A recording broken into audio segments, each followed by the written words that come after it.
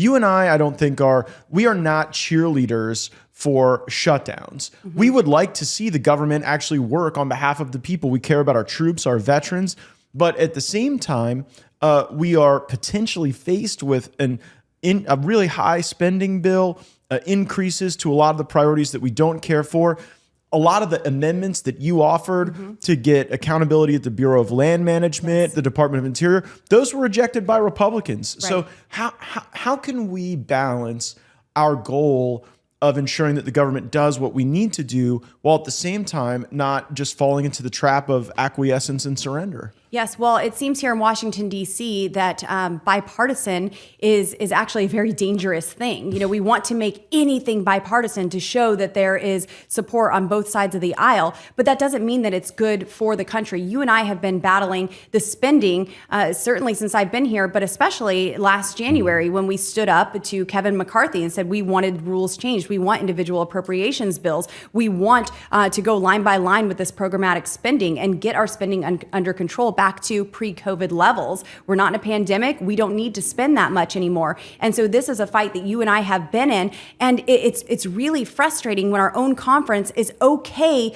with more debt because it's Republican debt, because we're in the majority and we're the ones who are actually spending it. That doesn't make it better. There are plenty of things that we can go through and still cut. But then all of this, you're talking about the American people being gaslit. Well, look, FISA's up for reauthorization. And now that we have these national security supplemental aids that are coming up, and they're being pushed into a place of fear to want to support these things without offsets. You see, because I have no problem if people want to make the argument that they think we should give America's money away. If they want to make that argument, I'll make a different argument, and the best ideas can prevail. But what really just gores me is the continued suggestion that there's nothing we can cut in our budget. Everything is just more.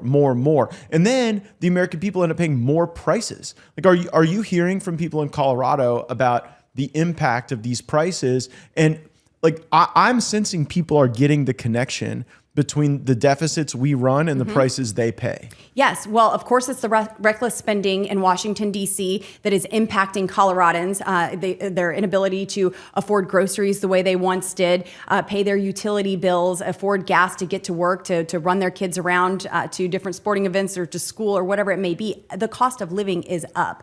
And even back home, the answer is, well, can the federal government just give us more money to make housing affordable?